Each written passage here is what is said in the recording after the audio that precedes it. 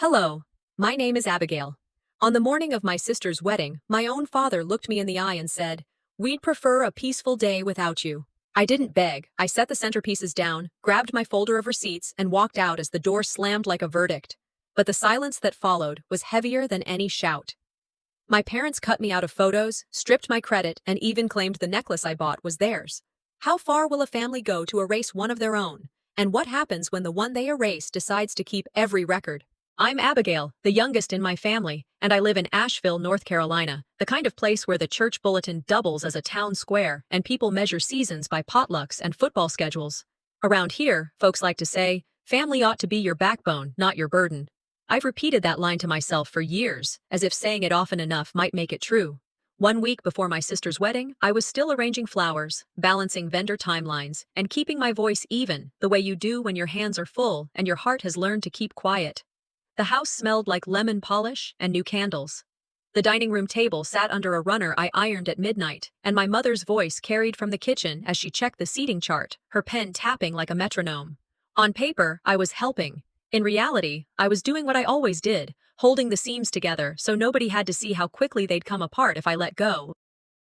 What gnawed me that morning was small, almost silly. The stack of cream envelopes on the sideboard, formal invitations, each stamped and calligraphed, lined up like soldiers. I touched the top one and felt the raised script. I had addressed them. I had sealed half of them. I had walked them to the mailbox when the afternoon thunder threatened and Mom didn't want the humidity curling the paper. Yet, I hadn't received mine. At first, I told myself, it's a mistake. Maybe mine was sent to my apartment by accident. Maybe it was still in a stack to be dropped off.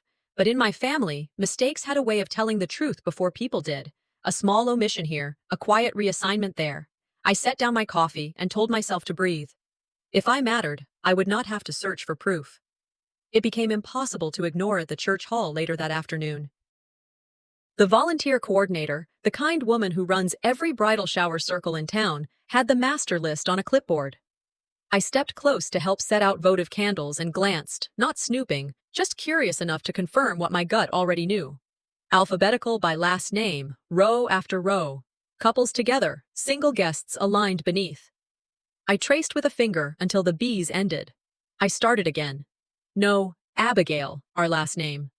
I felt a calm I didn't trust washing up my spine, an old reflex born of too many times being told I was too sensitive. A woman in a denim jacket from choir passed behind me and smiled like we were sharing a secret. "Abigail, are you handling the catering, or are you on staff today?" Her tone was kind, the way people are kind when they've accepted a version of the story that makes their day easier. "I'm family," I said, keeping my voice level. "Just helping where I can." She blinked, cheeks pinking. "Well, bless, I just assumed." "You move like you belong behind the scenes." "I'm good," I said, because that's what you say when you're determined not to let one thread unravel the whole cloth. My father appeared beside us, reading the clipboard upside down, and I took the chance to be direct without drama. "Dad, my name isn't on the list." He barely glanced. "You don't need a formal card, you're family." He squeezed my shoulder, already moving toward the stage. "Don't make a fuss. Sometimes silence is louder than a shout." I stood there with the clipboard glow reflecting on the polished floor, and understood that your family could be a door or a wall depending on who said it and why. A real guest receives proof of belonging. A real guest has a seat reserved in ink. I put the votives in a straight line and decided I would not beg for a piece of paper to confirm what my blood should have covered without question. On the drive home, I pried open the memory box I keep in my head. Weeks of work tumbled out as if they'd happened in the space of a breath, negotiating with the florist when peonies got caught in a supply delay, calling the barn venue to shift rehearing hours around a thunderstorm, building the RSVP spreadsheet because the paper cards came back with creative spellings, and I knew which J. Carter belonged to our side and which one belonged to the grooms. The late nights were mine, the table runners steaming under a towel because the iron spits, the place cards cut by hand because the template printed a half-inch off, and I refused to bring crooked edges into a room full of people who would notice everything. I brushed glitter off my palms and laughed once in the kitchen, the low kind of laugh that keeps you from crying. Mom streamed in with her measurements and her mood set to cheerful overseer. She glanced at the place card stacks and sang out, "Thalia has such vision for this wedding." She didn't mean it cruelly. She meant it the way mothers mean it when they've rehearsed a story for years and don't realize they're reciting it again. Still, the sentence landed like a thumb on a bruise. I stayed up finishing these, I said, a matter-of-fact line, not a plea. Fonts are matched to the program. That's lovely, she replied, already on to her next thought. Well, Thalia's been balancing work and planning too. She's the real hero here. I smiled because that's what good daughters do when the script calls for it. Inside, I felt the eraser marks where my name used to sit. Every success drifted toward my sister like iron to a magnet. Every effort I made disappeared as quickly as it was done. I could have pushed back, and maybe once upon a time I would have. But I've lived long enough to recognize that some conversations are booby traps. You step in trying to move one small stone, and the whole hillside slides.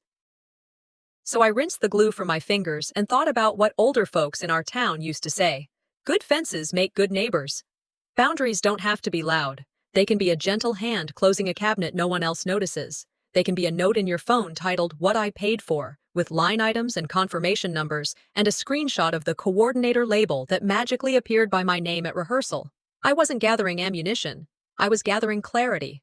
Truth is heavy enough to stand on its own.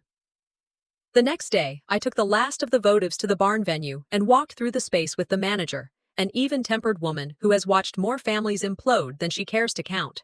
She showed me where the memory wall would go, a string of family photos framed and labeled, a timeline of joy. We'll hang these after the rehearsal dinner, she said.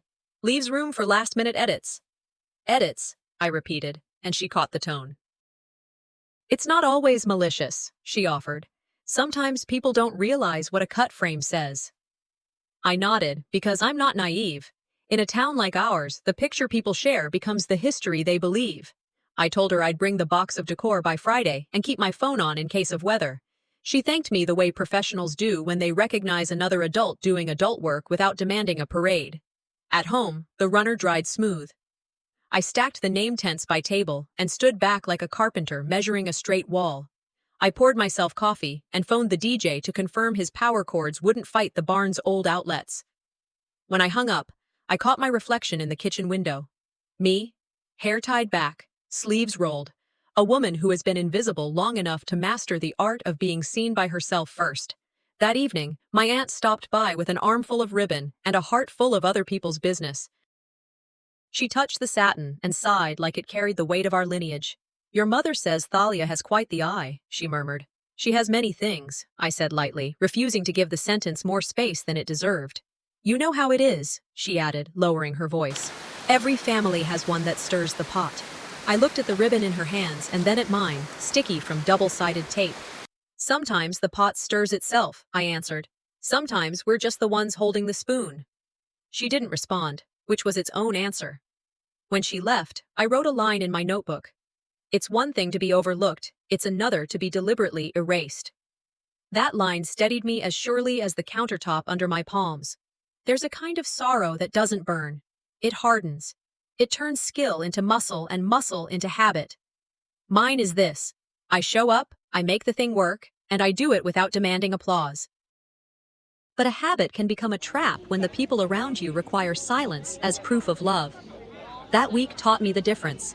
Small omissions can speak louder than ugly scenes. You can learn a lot about someone by what they forget on purpose. 3 days later, we gathered in the church fellowship hall for the rehearsal dinner. The room glowed under a string of lights I had borrowed from a friend, and the air hummed with the comfort of casseroles. I saw the clipboard again, updated with table assignments. I did not look for my name. Standing beside the coffee urns, I caught snippets of conversation. She really pulled this off, someone said about my sister. Bless her, with her job and all, another agreed.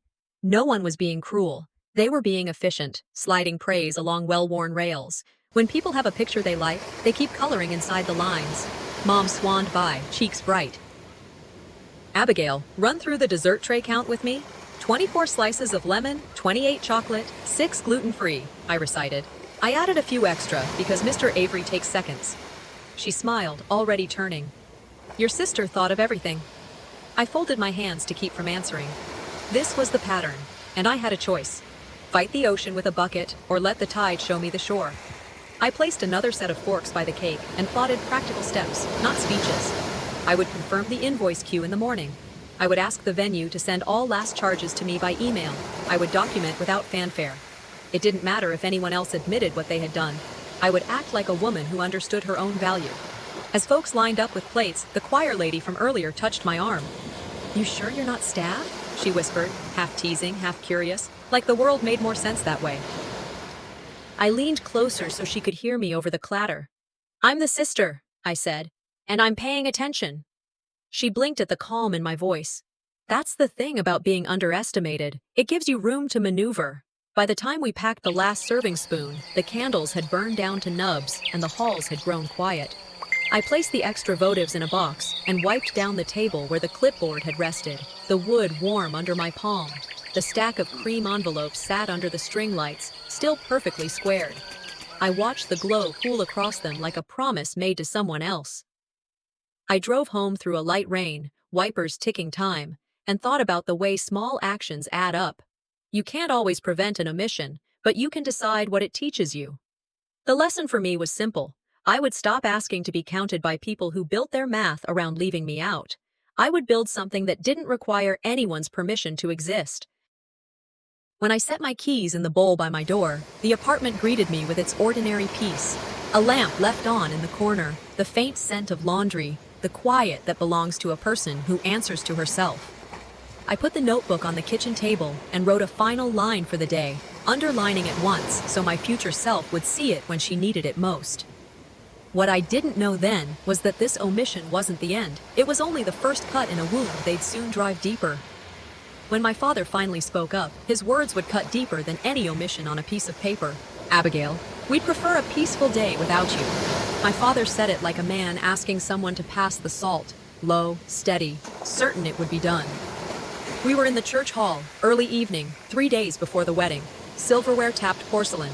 The worship leader's wife went still with her coffee halfway to her mouth. A murmur ran through the room, and then fell quiet the way sound does when it meets a wall. You could have mistaken his tone for polite. Age teaches you to hear what stands behind a voice. What stood behind his that night was a locked door. I kept my eyes on him and let my breath slow to something I could count. This wasn't my first time navigating a crowded room with a short fuse hidden under the napkins. I thought of Maya Angelou. When someone shows you who they are, believe them the first time. And I decided to log the moment instead of arguing with it. I set my water down and answered in a voice that wouldn't carry. "I can honor peace without disappearing." I wasn't pushing a plate back. I was drawing a line with a pencil. He nodded once, expression unreadable, and pivoted toward the dais. Around us, the clink of cutlery resumed, but the air had thinned. I felt the way you do when you step from sunlight into a cool hallway, awake, alert, suddenly aware of all the doors. If peace meant the quiet that comes from removing me, then I would not mistake it for kindness again. An usher appeared with a clipboard and a polite smile. "We've got you here," she said, pointing toward a corner table near the service door. A small card sat at the right-hand setting, white with a tidy serif font. "Coordinator." I studied the card. "I'm family," I said, keeping any heat out of my tone. "Of course," she replied, almost apologetic. This makes the flow easier." She gestured toward the kitchen. Trays rolled by, wheels complaining, and a draft slid in under the door to where our table waited by the extra napkins. When I angled toward my parents' table, center of the room, close to the dais, my father touched the coordinator card with 2 fingers as if blessing it. "Staff table is over there, honey. Let's keep the peace." The room rearranged itself in my head like a floor plan. Thalia and her friends ringed by a glow of attention, elders close to the front where prayers are said, out-of-towners flanked by cousins, and me by the coffee urns, where steam fogs your glasses every time someone pumps the lever. I took the seat assigned and opened my notes app. If they wanted me placed like staff, I would move like a professional. I timed the courses. I noted serving order. I texted the venue manager. "We're starting 5 minutes late, but dessert can hold," and returned my phone to face down. A neighbor leaned across and brushed the edge of my sleeve. "Bless your heart," she whispered, which in our part of the country can mean anything from sympathy to complicity. I gave her an even look. "I'm good, thanks." I meant it. I wasn't under the table. I was on the record. Mom floated by on a small breeze of perfume, smile polished, eyes cool. "Don't stir trouble, Abigail. Tonight is for joy." She didn't slow down long enough to hear a reply. She was already angling toward the buffet to correct a minor misalignment that only she could see. Just keep things smooth, Talia murmured a minute later, fingertips brushing my shoulder as she passed. She didn't stop, either. Her gaze stuck to her groom like a magnet. Harmony, not justice. I could admire her commitment to an idea while refusing to be buried under it. At my table, Aunt Evadne lowered herself into a metal chair with a practiced sigh. Every family has one, she said, not looking at me. A pot stirrer. Sometimes the pot is already on a rolling boil, I said, entering the words into my mind's ledger. Labels are cheaper than listening. I wasn't buying any tonight. I kept a quiet count. Hours given, dollars advanced, the small dignities I'd traded for a room that preferred easy stories. Proof matters when the grapevine grows faster than truth. I texted myself a note. Placed at staff table. Card marked coordinator. Dad invoked peace. I added the time, evidence habit, calm, not drama. When the pastor stood to bless the meal and then, later, to invite a brief family word, I weighed my next step. 20 seconds. Just a toast about showing up for each other and the way a marriage strengthens when the people holding it up remember to tell the truth. My palms were dry as I rose. I wasn't trembling. I was a woman speaking in full daylight. Let's keep it short, my father said, moving with the ease of a man who's always owned the aisle. He reached the microphone first, half smile in place, hand already extended toward Talia's college friend. We're on a schedule. The microphone flowed past me. Polite, efficient, the way water finds its level, and landed in a hand belonging to someone who had arrived after all the hard choices had already been made. The friend made a joke about the maid of honor handling everything. Laughter rolled like marbles hitting a hardwood floor, and I watched the narrative tilt again. Just a notch, just enough. The room applauded a story that saved them from having to update their understanding. I didn't protest. It would have read as a tantrum for people already committed to the script. I lifted my water glass at table level. To a marriage built on truth, I said quietly, to no one and to anyone who wanted something worth remembering. Without truth, peace is only quiet. Two elders looked up at me and just for a heartbeat, held my gaze, surprise giving way to respect. You can whisper a boundary and still have it be heard. I sat and typed one line into my notes. Denied speech, substituted speaker, record it. Then I locked my screen and let my mouth find a small, steady smile. Calm courage reads louder than a scene. Plates arrived. Conversation resumed its safer channels.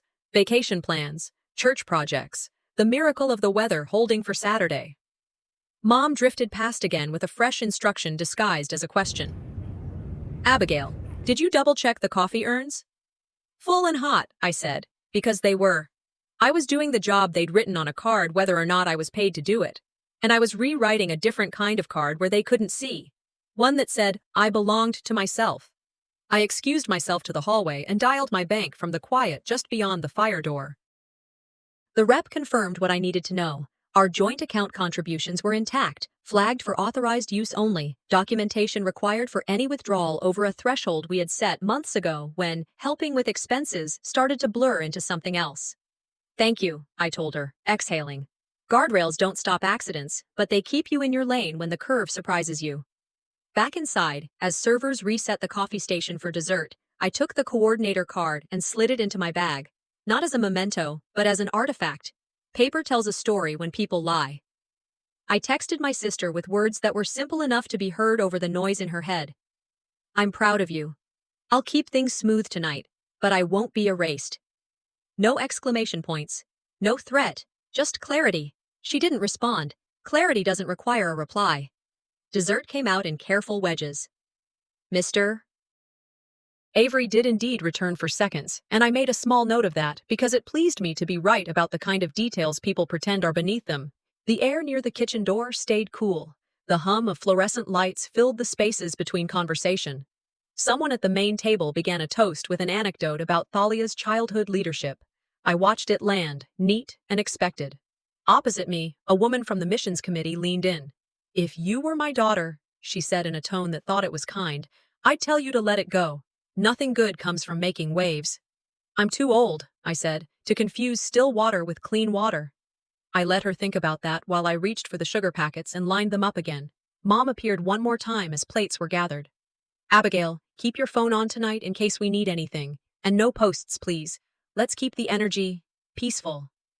Always, I said. My peace would not come from silence, but I could let them have theirs tonight if it meant I kept my integrity. If anything needs doing, email me the invoice. She frowned, not at the word invoice, but at the fact that I'd used it out loud. I smiled as if I had said something sweet. A deacon stopped by to compliment the table runners.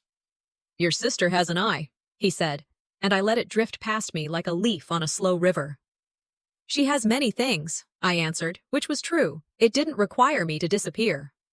By the time the coffee cooled, I'd made 3 decisions, each small enough to tuck into a pocket, each large enough to change the course of a weekend. First, I would not fight them where they wanted me to, under a crossbeam of string lights with witnesses ready to vote for whatever version kept them comfortable. Second, I would hold my boundaries in practical ways, records, invoices, signatures, not accusations. Third, I would not let the room dictate my worth. Peace without respect is just silence with nicer lighting, and I have lived long enough to know the difference. As we stacked chairs and wrangled tablecloths into neat squares, Auntie Vodney whispered to me again, "Don't stir trouble, honey. Let them have their picture." "They'll have it," I said, sliding the last fork into its tray. "Pictures fade. Ledgers don't." She looked puzzled, the way people do when you answer the question they didn't know they were asking. I stepped out into the cooler hallway and let the door hush itself closed behind me. The fluorescent hum dimmed, replaced by the low throb of the soda machine and the sensible echo of my shoes on tile. I felt the exact moment my resolve clicked into place like a seatbelt. I wasn't going to raise my voice. I was going to raise my standards and keep receipts. When I returned to the hall, dessert plates were down to crumbs and coffee rings. Someone had started a playlist. Laughter flared from the center table where my sister sat, incandescent with relief. I stood a few paces away, watching the way happiness gathers around a person whose story the room prefers. I didn't resent her shine. I resented the price that kept being charged to the wrong account. The pastor, back at the microphone, offered a closing prayer and a final invitation. If anyone has a short blessing, now's the time. My father lifted a palm in a not right now gesture, and the pastor, who has learned over decades how to make small rescues look like rituals, nodded and closed his book. People clapped, chairs scraped, the lights lifted a notch. As folks began drifting toward the exits, I felt my phone buzz. I didn't check it right away. Instead, I stacked 2 stray plates, walked them to the kitchen pass-through, and thanked the volunteers by name. Then, at the edge of the room where the bulletin board held last month's VBS photos and a sign-up sheet for pies, I looked at the screen. No response from Thalia. A calendar alert reminding me to confirm with the photographer. One new message from my bank, confirming a notation on the account. I slipped the phone away and picked up the box of extra votives. They manage the microphone, I thought, lifting my bag onto my shoulder. And next, they'll manage the memories. The photo wall would go up after dessert, and I hadn't seen it yet. I imagined frames hung with a careful eye, captions pinned like medals. I imagined a shape where my face should have been. Outside, the evening carried the soft damp of summer. I crossed to my car through a patchwork of tire shadows and listened to the small sounds a building makes when it's exhaling after a crowd. The sky held the kind of blue that lingers, as if hoping you'll notice it before it gives itself tonight. I set the box in my trunk, closed it gently, and pressed both palms to cool metal until my heartbeat matched the quiet. I set the box of votives in my trunk and stood there long enough for the night air to quiet the heat in my face.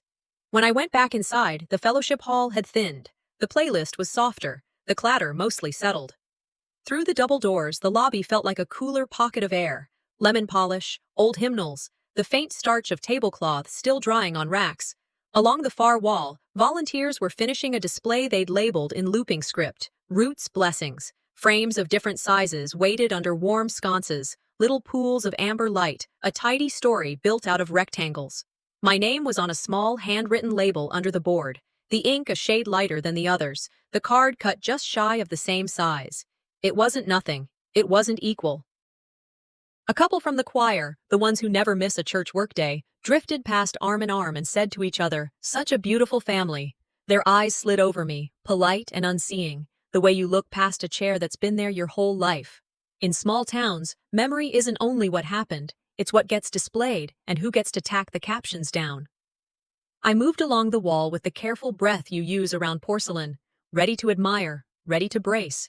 Grandparents on a porch swing, sepia and proud. My parents' wedding photo, Mom's veil caught mid-lift. Thalia in kindergarten holding a blue ribbon at the county fair. Then the frame that should have held all of us last Christmas, the one we took on the front steps in sweaters because Mom wanted cozy, not formal. It had been trimmed to fit a smaller mat, and I realized, to fit a smaller story. My shoulder remained at the edge, a sleeve and a hint of hair. My face was gone. A paper caption beneath read, Thalia's Milestones, Home for the Holidays, with a credit to her for planning and hosting. I had booked the photographer. I had ordered the garland and tucked the twinkle lights into the boxwood. The erasure wasn't a scream. It was a neat snip with sharp scissors. Your sister has quite the eye, Mr. Avery said, appearing at my elbow, breath warm with coffee. He followed my gaze to the cropped edge, cleared his throat, and turned a fraction toward the door. Looks real nice. That photo had all of us, I said, testing my voice for steadiness. Mom arrived, buoyant, carrying a tape dispenser. Sweetheart, it's just formatting. This frame was a touch small. Don't make a fuss tonight. She smoothed the corner of the caption with the back of a fingernail and smiled like we'd all agreed this was better this way. I took a step back to fit the frame, the label, and the sconce into one shot and lifted my phone. One quick photo, timestamp visible, angle straight, metadata intact. I didn't plan to post it. Truth needs receipts, and I didn't intend to spend the next month arguing with people who have always preferred a tidy picture. The South loves a soft tone even when the cut is sharp, Grandma used to say when someone excused a slight with a compliment. I could hear her voice under the hum of the soda machine. I moved to a bench under the lobby window and opened my notes app. Vendors I had booked. Florist, venue, DJ, photographer, deposits. I had advanced. Amounts, dates, confirmation numbers, hours logged, late night trimming, phone calls shifted around other people's schedules. I added a bullet, frame cropped, caption misattribution, witnesses, Mrs. Lang, usher, Mr. Avery, elder, and breathed out. Don't escalate here. Breathe, document, decide later. Agreeable has currency in a church hallway. Accuracy buys a different kind of peace. I scrolled to the bottom of my list and wrote a simple plan. Tomorrow, ask for a short sit-down with both parents and the venue manager. Review invoices and seating. Confirm roles. No scenes, just statements. Dad found me before I could stand. There you are. His tone had the practical edge of a foreman rounding out a punch list. The limo company needs a deposit tonight. Can you put it on your card? We'll settle up. What amount? I asked, meeting his eyes. And which invoice? He gestured vaguely toward the lobby doors. They'll email. Let's keep it moving. Most vendors flag deposits as non-refundable, I said, still even. If they send the invoice, I'll pay once I see the terms. This is family, he said, not quite quiet. Don't complicate it. Clarity prevents conflict, I answered, keeping my tone in that low register elders respect. We'll move faster with the details in writing. He turned away with a small shake of his head. Over his shoulder I heard, just loud enough for me and for the sympathy of the empty hallway. That'll be your contribution then. It was a neat trap. If I paid without the invoice, it would be framed later as a donation and therefore unworthy of mention. If I asked for documentation, I was the difficult one, withholding in a moment of need. I've been on this road long enough to recognize the forks disguised as favors. I texted the family group thread, copying both Mom and Dad. Please forward vendor invoices, PDF, with itemized terms. I'll review and assist within my budget. I included dates, the vendor's email, and my preferred subject line. Wedding, Abigail assist. Adult competence is armor. Paper makes the floor less slippery when the emotions get poured.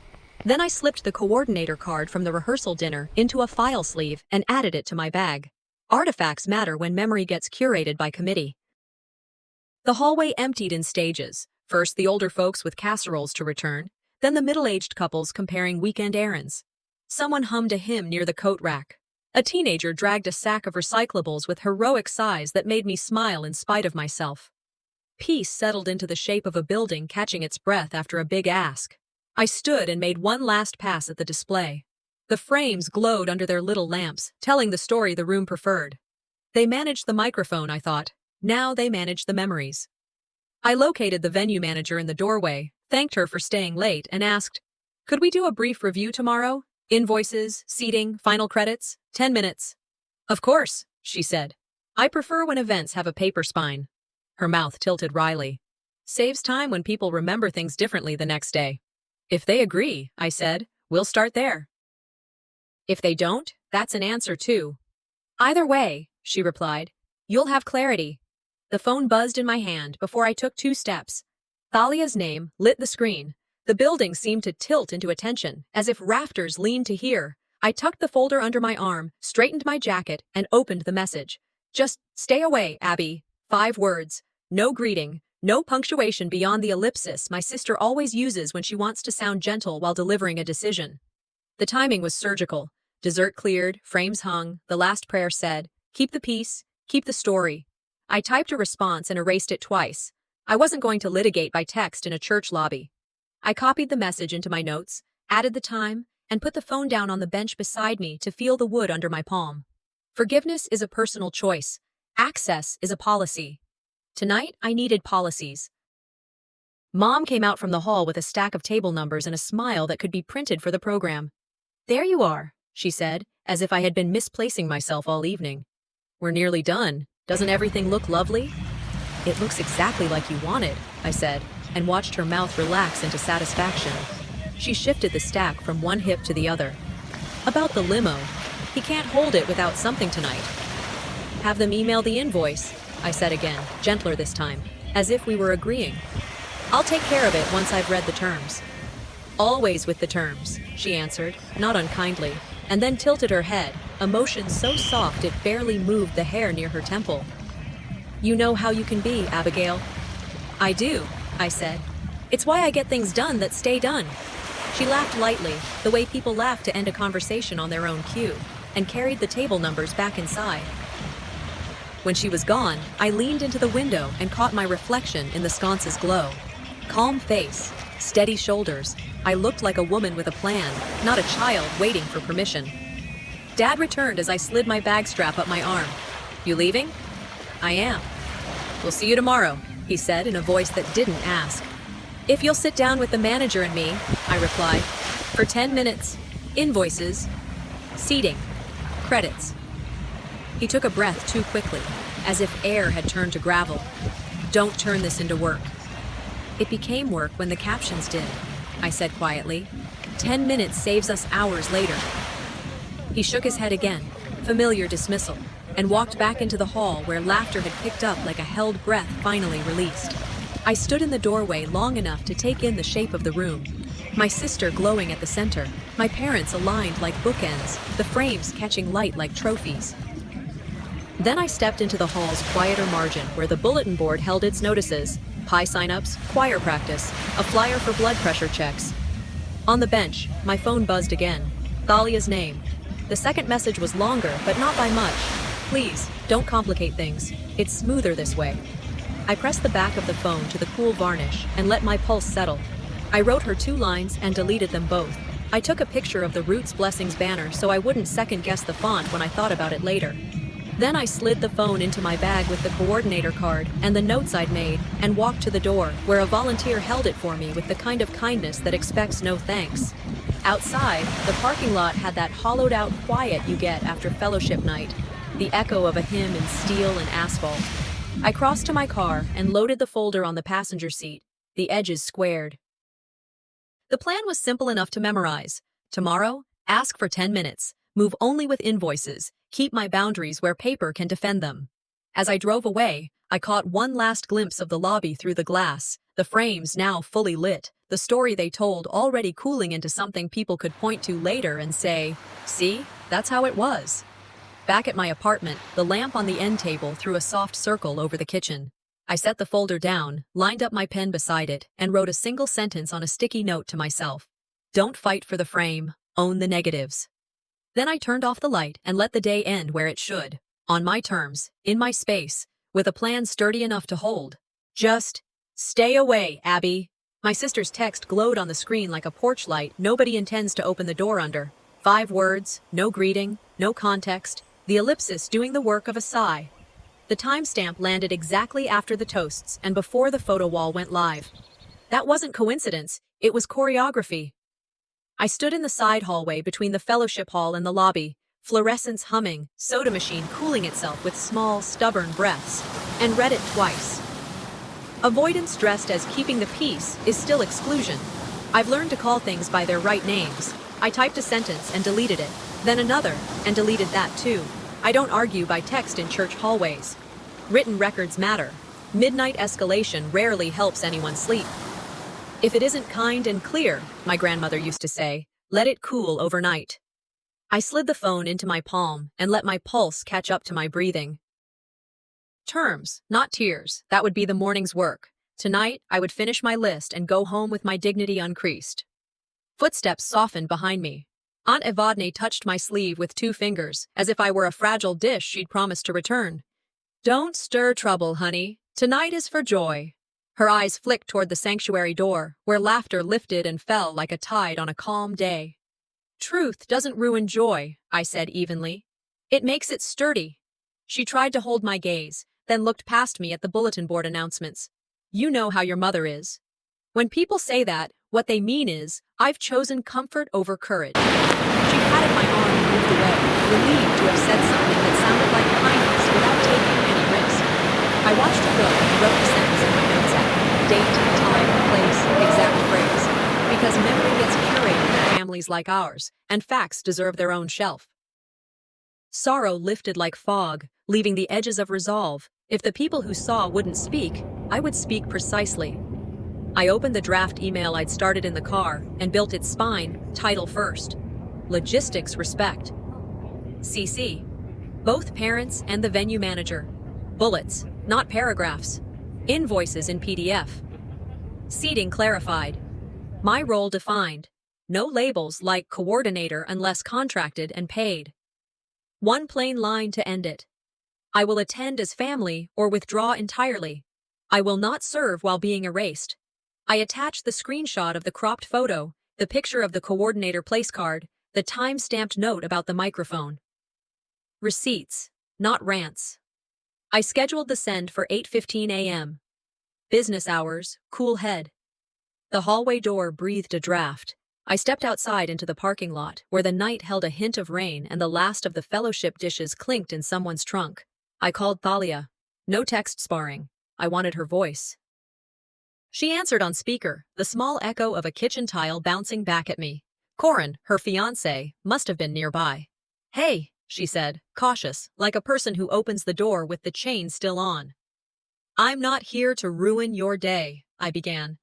But I'm not going to wear a name tag that isn't mine. You make things harder, she whispered. It translated easily. Your presence contradicts the pretty story. I'm offering 2 choices, I said. We fix the captions and the seating, or I step back entirely.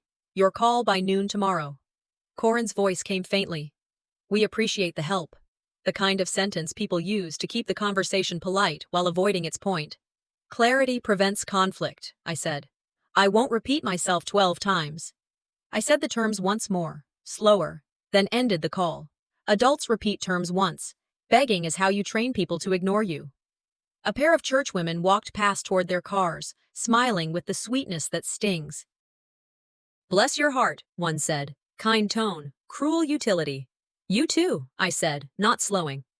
I realized as they drifted away that the crowd had already chosen the version of events that required the least effort, the quiet, compliant Abigail who would absorb insult and keep the coffee hot. I opened my bag and slid the coordinator card into a folder where paper tells the truth people won't. I texted Lyra, my one steady friend in this, the kind of woman who asks for invoices when others ask for explanations. If I step back, it'll be total, not halfway. She replied within a minute, pick peace, that includes you. I stood under the weak cone of a parking lot light and counted quiet things. A breath in, a breath out, the rustle of the magnolia by the sidewalk, the faint metallic tune of a cart being pushed back into the hall. Midnight can be a lid that smothers or a bowl that holds. Tonight, it held.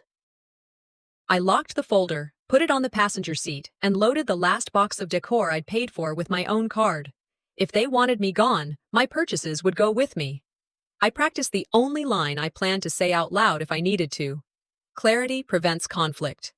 My phone buzzed again. Dad's name. Not a text, a call. I let it ring twice and then answered. Where are you? He asked. No hello. In the lot, I said. Headed home. Good, he said. Let's keep this smooth. Your mother is tired. Then let's make tomorrow simple, I replied. 10 minutes at the venue. Invoices, seating, credits.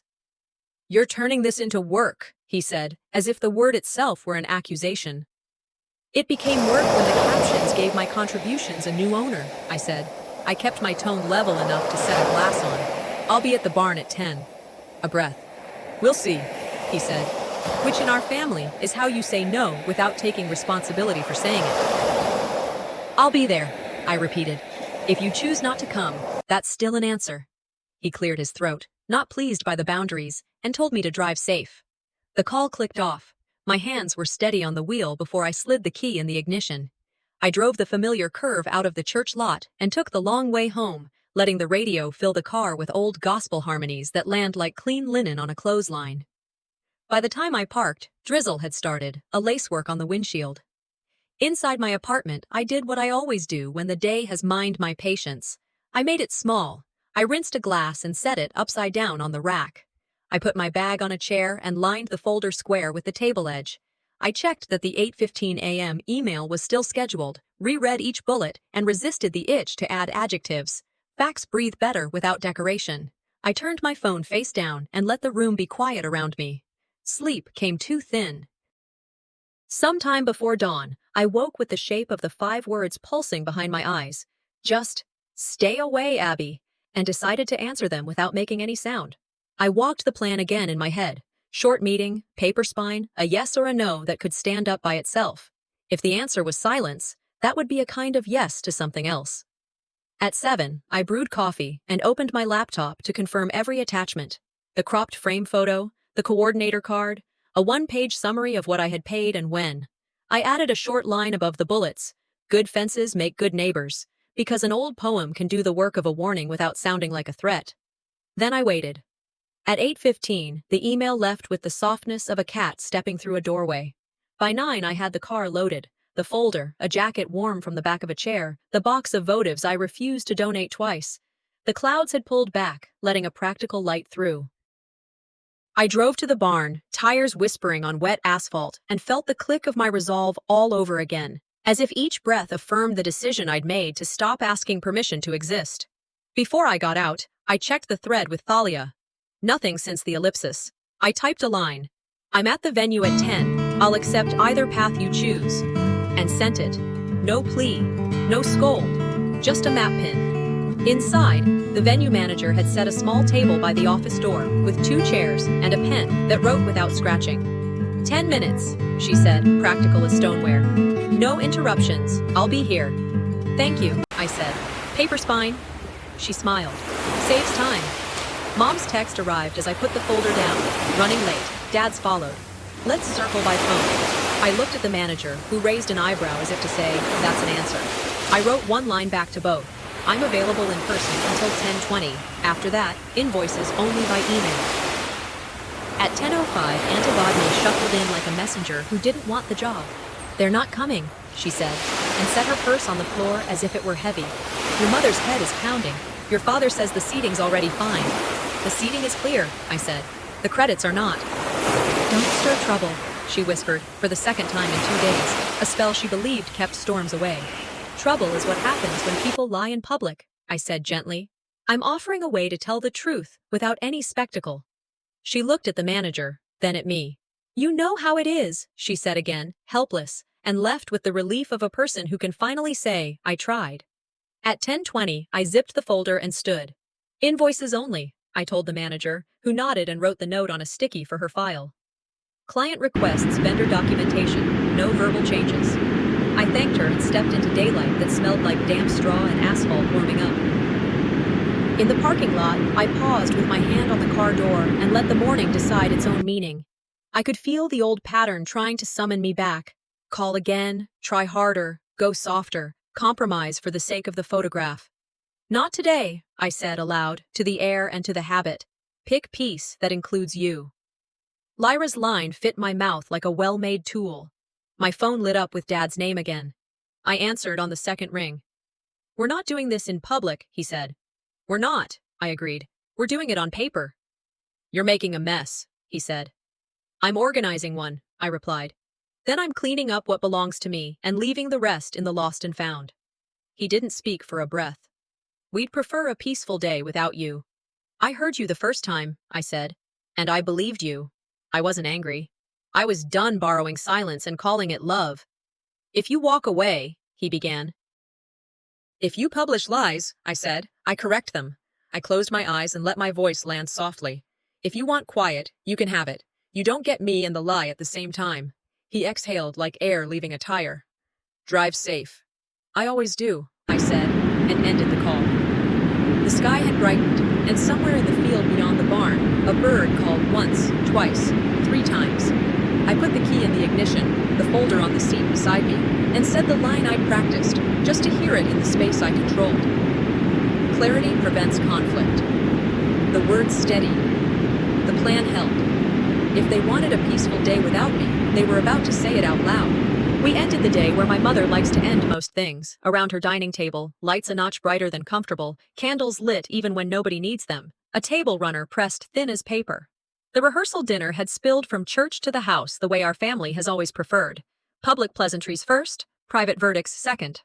I hung my jacket on the back of a chair and set the folder flat beside my water glass, a quiet declaration I refused to leave my facts in the car. The room carried the sound of plates settling and a dozen small conversations that all avoided the same subject.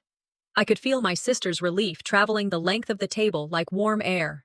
Everyone had survived the evening without a scene. That, in my family, counts as success. Dad cleared his throat, not loud, but practiced, and looked down the line of faces like a foreman checking a crew before a pour. Abigail, he said, steady as a chalk line. We'd prefer a peaceful day without you. Forks froze. A knife clicked against china and stayed there. Eyes fell to folded napkins, to bread plates, to the carved notch in the table leaf we've been promising to fix for 20 years. The worship leader's wife, who had somehow followed us home with a casserole, didn't lift her head, but her posture told me everything. She approved of this sentence because it promised her a smoother Saturday. Silence is a form of voting. Tonight, the tally was visible in the angle of shoulders. Peace, I repeated, meeting my father's gaze.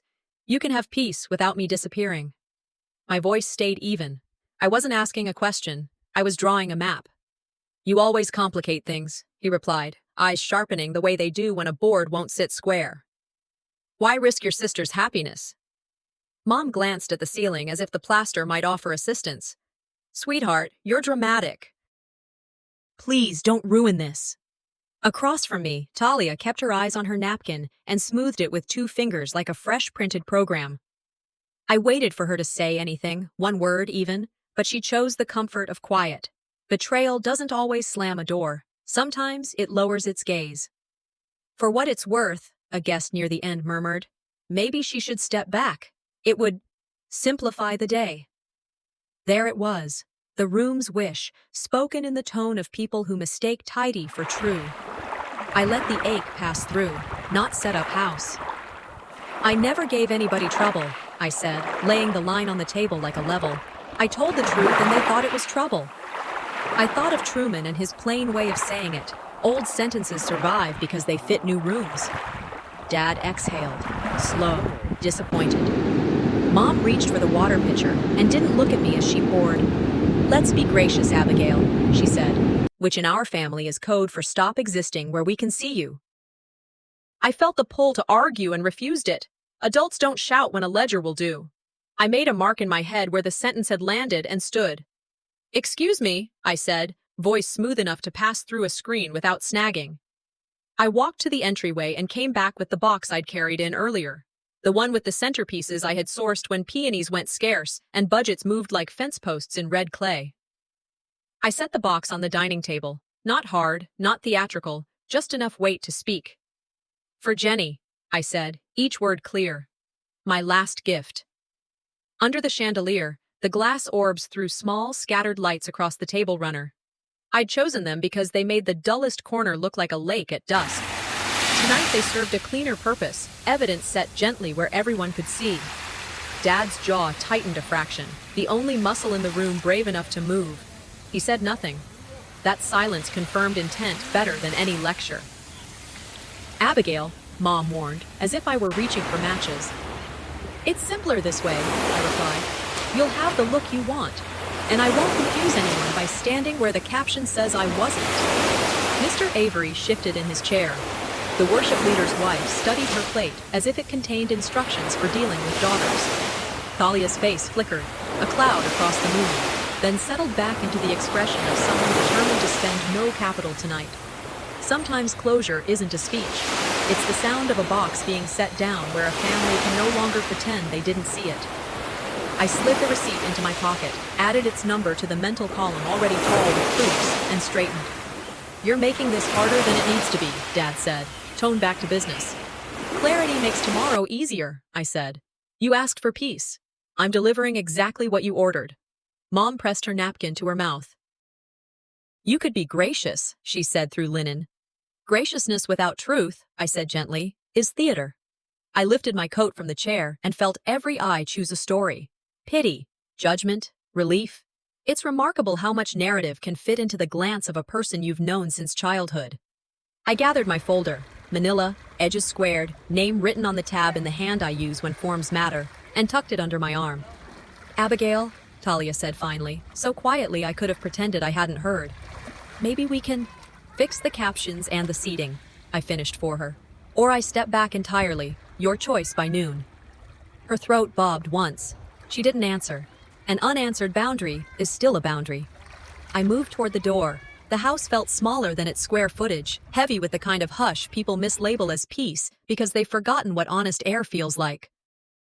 I paused at the threshold and looked back, not to plead, not to memorize faces, just to make sure I would never mistake this sound for safety again. On the porch, the night had turned fine, the mist thin enough to lift in sheets from the streetlight cones. I carried the folder to the car and set it on the passenger seat, like a passenger whose advice I trusted. Driving out of our neighborhood, I let the engine noise smooth the edges of the evening. "If they want me gone," I said into the windshield, "I'll show them what gone looks like." The sentence didn't wear anger. It wore resolve. The difference matters. Anger burns hot and leaves you stranded. Resolve drives and keeps its eye on the gauges. 2 blocks away, I pulled into a gas station to top off the tank because practical habits have saved me from more trouble than any speech. Under cold fluorescent light, I checked the time and the email schedule for morning. 8:15 a.m. Logistics respect. Attachments confirmed. I counted backward from tomorrow. Bank, venue, legal if necessary. Documents, receipts, timelines. Truth lined up like dominoes waiting for breath, not force. A truck idled at the far pump. The cashier propped the door with a broom and watched a moth slap itself silly against the glass. Ordinary life continued, the way it does when a house on one street goes quiet. Back in the car, my phone buzzed with a new notification, not Dad. The wedding livestream group chat, little dots, then a line. Reminder, link will go live 10 minutes before the ceremony. I smiled without humor. "They wanted quiet," I said to the empty car. "Tomorrow they'll see what silence looks like." I would not be at the barn. I would be in my apartment with my folder and a screen that didn't misquote me. At home, I set my keys in their bowl, the sound landing light. I put the folder on the table, flipped it open, and laid out what I owned. The photo of the cropped frame, the picture of the coordinator place card, the list of deposits with dates and confirmation numbers, the draft statement that used no adjectives and needed none. I wrote a final line at the bottom of the page, just for me, not for them. Leaving with evidence in your hand is different from storming out empty. Then I sat in the chair by the window and let the room be what it always is when nobody else is here, a place that requires no performance. The road outside hushed. Somewhere a late TV flickered blue behind a neighbor's curtain. Ordinary is underrated. It's where strength puts down roots. My phone buzzed again. Another message in the live stream chat. "Anyone need help with parking tomorrow?" I typed nothing. I scrolled the names and noted who would be in the room when the story turned tidy without me in it. No bitterness rose. Just a clear idea of how much effort people will spend to keep their comfort indexed. I stood, took the centerpiece's receipt from my pocket, and slid it into a plastic sleeve. The soft click when it seated felt like the right sort of ending. I closed the folder, carried it to my bedroom, and set it on the dresser beside the picture of my grandmother. "You were right," I told the frame. "Peace without respect is silence, and silence can suffocate." In the bathroom, I washed my face and watched a woman look back at me who had not begged once today. That counts. The mirror doesn't hand out medals, but it will register the difference between performance and integrity. I turned out the lights and lay down with the window cracked just enough to hear the rain settle in the street trees. Sleep didn't come quickly, but when it did, it came honest, the way rest arrives when you've kept your word to yourself. Tomorrow would bring a link on a screen and a ceremony inside a barn. Tomorrow would bring a post, and if it said something untrue in the name of prayer, I had sentences ready that didn't need volume to do their work. Tonight, I held the quiet I had chosen and let it be good. I woke before dawn and didn't reach for a dress. The closet stayed shut. I brewed coffee, pulled on a plain blouse, and left the blinds half open so the first gray light could find the floorboards. The apartment was still, the kind of quiet a church carries before the choir lines up. On the table, I arranged the things that steady me, the folder with receipts, my notes, and the little coordinator card that had appeared by my place as if it belonged there. Order takes the ache down a notch. At 8:15, my scheduled email slid out. Logistics respect, short and practical. Invoices required, role defined or withdrawn, no gray areas, no theatrics. I didn't drive by the barn, didn't slow roll past the church. Boundaries are verbs, not slogans. I set my laptop on the coffee table, turned the volume low, and prepared to watch what I had helped assemble without being welcomed into the room that would claim the credit. The phone buzzed against the wood. Voicemail from my mother, the sweetness in her tone lacquered over steel. "Honey, the best gift is your absence. Let's not make a scene."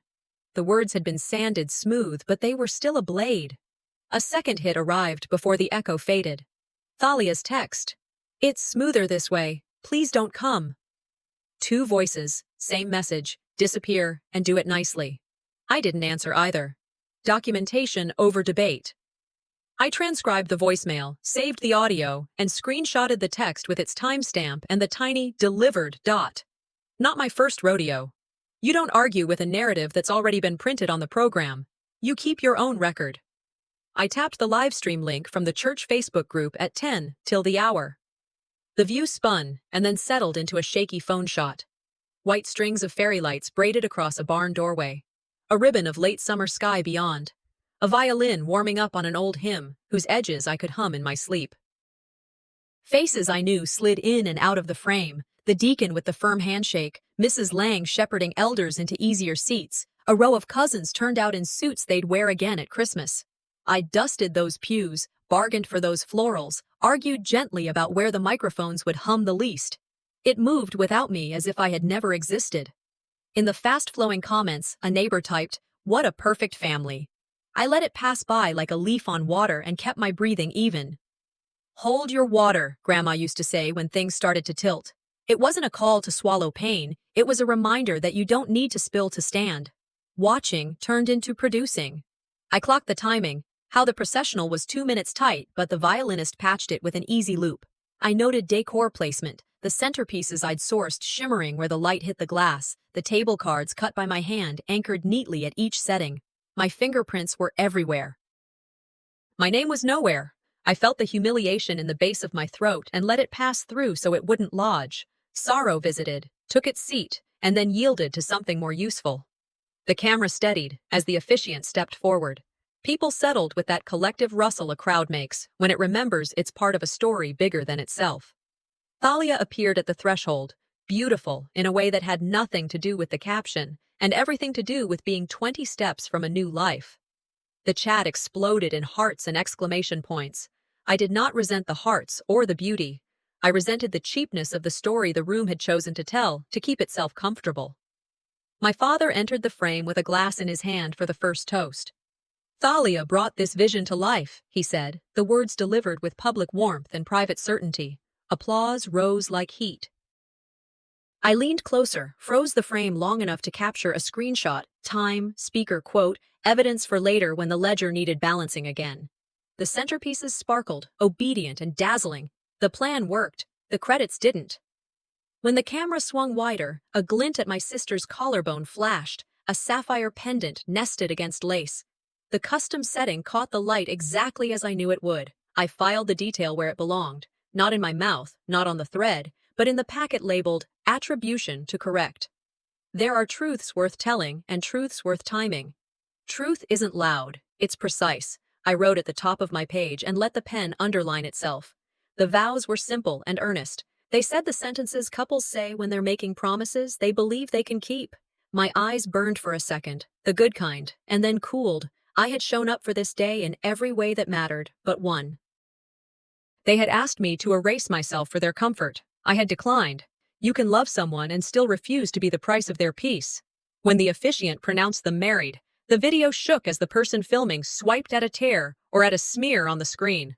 Laughter bubbled from the crowd, bright as glass marbles. I captured the final wide shot: tables, runners, place cards, flowers, lights, and the small blank space where I would have sat if being present hadn't been recast as a threat. I typed a line that read like a memo. Event executed. Narrative curated. Response, legal, not emotional. And closed my notebook. I didn't sit in the quiet and stew. I made lists. First, contact Alara and Bastian, tomorrow if not today, to align documentation. Second, clean out the trunk and move any remaining decor into storage. No more unpaid labor left in other people's hands to be claimed by the caption later. Third, refine the one-page summary of contributions, dates, amounts, vendor confirmations, so there was a clean sheet for anyone who preferred numbers to noise. Don't get mad. Get methodical. It isn't poetry, but it will carry you across water. At the end of the recessional, I locked my screen and stood up. The room in my apartment matched the request that had been made of me. Peace without me in it. I laced my shoes, took a short walk around the block where dogs pulled their owners toward Saturday, and came back to a still frame and a finished ceremony. You asked for peace without me, I said into the space that had held me kindly all week. Here it is. I closed the stream and opened my email. The subject line arrived as I clicked. A Facebook notification from the church community group. Please pray for our family. Floated in the preview like the first drop before a storm. My pulse didn't jump. Stories like this are weather systems. You check your windows, and then you check your roof. I clicked through because some storms only stop when you write your own forecast. Before I opened the post, I anchored myself, palms flat on the table, breath paced to 4, a quiet sentence that has become my ballast. You are not obligated to be edited. Then I hovered over open, steady as a metronome, and let the room shrink to the size of a screen I could hold. But the morning had started earlier than the link and the notice, and I let that memory settle in first so I wouldn't confuse the order of things later. The first text had been from Thalia. The second, Mom's voice lacquer. I had written both down, S3 in my ledger, double confirmation of exclusion. Soft words can be hard weapons. You survive them by refusing to pretend they're pillows. I scrolled back through the chat once, only to note who had typed and when. What a perfect family, the neighbor had said, and a deacon had added, blessed day. Blessing and pretending are cousins. I try not to let them share a house. I closed that window and opened a fresh email to Alara with 3 attachments and a subject that didn't need adjectives. Documentation, wedding expenditures, public statements.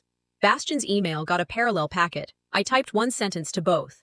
I'll keep communication in writing. Please advise on next steps should public misstatements continue. Then I clicked back to the notification and opened the post. The white background filled, and the first line rolled out like a sermon intro that forgets there will be scripture. Please pray for our family. The rest would have my name without my side. It always does when people want the crowd and not the conversation. I wasn't afraid of it. I was ready. They didn't want me at the church. Now they wanted me in the court of public opinion. The post sat at the top of the church group like a bulletin pinned at eye level so no one could miss it. Please pray for our family. Our daughter abandoned us and stole from the family fund. My father's name glowed beneath the lines, the little timestamp fresh enough to still smell like morning. I read it once to catch the structure, again to separate the sentiment from the charge. Then I breathed and did what every adult who has learned the internet the hard way learns to do first. I took screenshots, full frame, comments visible, URL, the tiny clock in the corner of my laptop showing the exact minute. Evidence first, outrage last. Pray for us frames them as victims, I said out loud into my living room, because naming the tactic helps. And stole reframes my absence as betrayal. The first 5 likes came from people whose casserole dishes I can recognize by weight. 2 elders, the deacon's wife who runs every sign-up sheet, and 2 of Thalia's co-workers who know our family through filtered photos and public captions. I captured the list, not because I plan to hunt anyone down, but because it matters. On the internet, speed beats nuance, and your only handle on the truth is the proof you saved before the thread grows teeth. I didn't comment. Commenting would feed the fire and give them the spectacle they'd promised to avoid. Instead, I opened a fresh note on my laptop and typed the words out verbatim, quotation marks and all. Misquotes are traps. You log what's there. Then I expanded the post and read the rest, the part written for those who enjoy a little thrill with their sanctimony. I had withdrew funds without consent. I had disrupted the rehearsal. I felt the sting I was meant to feel and let it run through without staying. The paper trail contradicted every sentence, and I knew where that paper sat. In my folder, manila and square on the table. I pulled my ledger, lined up the receipts, deposits I made, vendor confirmations, the 8:15 a.m. email that insisted on invoices and spelled out my role. Truth is boring until it's needed, I muttered. Then it's everything. I forwarded the screenshots to Alara with a subject line that didn't waste a syllable. Urgent, defamation plus joint account. Bastian got the same packet. I added a one-paragraph, factual statement I had drafted weeks ago for exactly this moment. Dates, amounts, vendor names, no adjectives. Let the numbers speak. They don't raise their voice, and they never blush. My phone dinged with a private message from a woman in the choir who still writes letters to the editor when the local paper misprints apostrophes. Honey, she wrote, just apologize and fix it. I stared at that for a beat, the way you stare at a splinter you can't see but definitely feel. The assumption was guilt. The advice was compliance. Polite harm is still harm, I said to the quiet room and set the phone face down. I needed groceries, and the rain had cleared. At the corner store, the air smelled like overripe peaches and floor cleaner. A pair of teens compared chips at the end cap. As I moved down the aisle with my list, a whisper trailed me. That's the one who ruined her sister's wedding. Soft enough to pass for air if you were generous.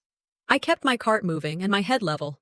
Near the dairy case, a deacon I've known since I was tall enough to shake his hand, nodded and then studied the yogurt lids as if they required pastoral care. Silence substituting for courage, the oldest currency in town. Outside, a gas pump clicked off behind me and the sky brightened. I texted Lyra at the curb.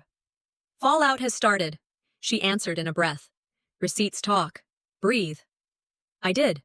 Then I drove home on streets I could navigate in the dark and let my kitchen light fall where it always falls at this hour, clean as a line. I assembled a single PDF packet. No piles, no scatter. Bank letters first.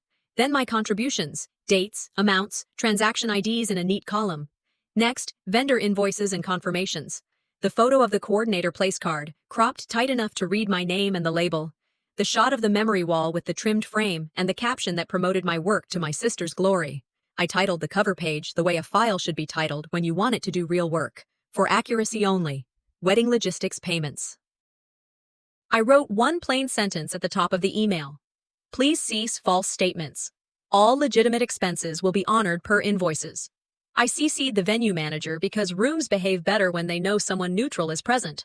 I CC'd Alara and Bastian because people lie more softly when lawyers read along. Include the footnote, Alara said when she called, and I did. Language that wasn't theatrical, just clear. Continuing defamation would trigger formal action. I set read receipts and sent the email the way you place a folder on a desk and step back so someone else has to pick it up and decide what kind of person they plan to be that day. The group post comments multiplied, predictable as mosquitoes after rain. Families are complicated. Praying. God knows the truth. No one asked for facts. I typed 3 sentences I wanted to post. Brief, clean clarifications, then deleted them. I locked down my social profiles for 48 hours because boundaries are emergency rails, and this was a curve. I wrote a private note to the pastor. I won't engage online. Documentation attached if you seek balance. He has officiated funerals where half the pews wouldn't speak to the other half. He knows what paper can do when everyone else prefers to shout. By late afternoon, I needed to move my body or my mind was going to burn holes in the carpet. I walked our neighborhood loop and rehearsed the words I would not say in a parking lot to anyone who tried to corner me with concern. Never wrestle with a pig, Twain supposedly said. You both get dirty, and the pig likes it. I smiled despite myself. Back home, I drank water like it was medicine and put the phone face down again, because phones can be fire alarms and mirrors in the same hour, and neither function serves you if you forget to breathe between them. At dusk, I went to the gas station on Merriman for a fill-up and a minute in fluorescent light that owed me nothing. The cashier, who has known me long enough to round my change right when I'm short a nickel, said, "You doing okay?" in a tone that didn't dig for gossip. "I'm doing the boring parts right," I said. That's usually what works. He nodded like a man who has fixed more than one thing by tightening the screws other people ignore. That's the way, he said, handing me the receipt. On the way home, my phone buzzed again. Alara. We're going to deliver a sealed packet at tomorrow's family coffee, she said. No preface. Short, factual, undeniable. You'll be there. The venue manager will be there. Keep it to 10 minutes. If they refuse, we record that refusal. Bastion? I asked. He's already spoken to the bank, she said. Holds remain on unauthorized withdrawals. Any large disbursement will require documentation. Paper beats rumor. Thank you, I said, and meant both the strategy and the tone. There is a particular relief in dealing with professionals who treat your pain like a problem to be solved instead of a story to be enjoyed.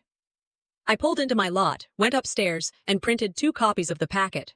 I slid them into sleeves the way a nurse slides results into a chart, firm, careful, not sentimental. I wrote the meeting time on a sticky and pressed it to my folder. The navy jacket I wear when I need my spine to show from across a room hung ready on the back of a chair. I tried it on and buttoned it, then unbuttoned it again. Armor is useful. It is not a personality. Before I shut down for the night, I checked the church post one more time. The comment thread had grown long roots, most of them soft. 1 or 2 sharper notes had arrived. There are always 2 sides, but no one had asked for mine. That's fine, I thought. Rooms that want the crowd more than the conversation rarely leave you a microphone. You bring your records to the table, read them into the room, and let the chair legs scrape on their own. I carried the jacket to the bedroom and laid it across the chair. In the mirror, I saw a woman who had been told politely to vanish and had instead chosen precision over performance. That's not dramatic. That's adult. I set my alarm, turned the phone to airplane mode for a merciful hour, and lay down with the kind of tired that feels like a tranche of work stored neatly in the right drawer. Morning would ask for the envelope and the calm voice and the line I'd written for myself when people favor safety over truth. Cease the falsehoods. Route all expenses via invoices. Correct public credits. No heat, no history, just a ledger and a limit. If they wanted a verdict from the crowd, I would bring the records to the room. Late afternoon lit the barn's side room the way good lighting flatters old wood. Soft, honest, without romance. I parked close enough to see the knot in the doorframe and walked in wearing the navy jacket that fits like a decision. Coffee and wood polish hung in the air. This was not their dining room. This was neutral ground. The venue manager, efficient, even-tempered, had set a small table with 4 chairs and a pitcher of water. Let's keep this brief and orderly, she said, the way a nurse says. You'll feel a pinch. I chose the seat that let me see every face without turning my head. Adults position themselves with intention. I put 2 sealed envelopes on the table, white, clean, labeled in my neat print, for accuracy only. 1 for my parents and Talia, 1 for the venue file. Purpose is simple, I said. To correct records, no arguments, only documents. It landed without echo. If you want peace, make it verifiable. 10 minutes, I added. No interruptions. The manager nodded and lifted her phone to start a timer. My mother huffed the way people do when they've already decided to be put out. My father nodded like he was being professional. Thalia folded her hands so tight her knuckles blanched. I slid a single-page agenda forward, payments, vendors, timeline, and a request to cease false statements. Today is not Facebook, I said. It's factual. With everyone's consent, I tapped a voice memo on my phone. Transparency protects everyone. Shoulders down, jaw loose, breath steady. Facts are oxygen. I opened the first envelope and laid out Packet A. Receipts with dates stamped in the corner. Deposit confirmations. Copies of emails. Each page carried a footer with vendor contact, amount, and reference number. No adjectives. 80+% of contributions originated from my accounts, I read. Even voice, no sermon. Confirmations attached. I slid the stack along the table so every eye could pass over the columns. I placed the photo of the coordinator place card next to the cropped memory wall image, exhibits of how a label and a caption can do violence while wearing a smile. This is petty, Mom whispered to the manager, as if I had brought confetti instead of a ledger. It's precise, the manager answered, not unkindly. She has seen storms managed with clipboards before. I quoted my father's post line by line. Our daughter abandoned us and stole from the family fund.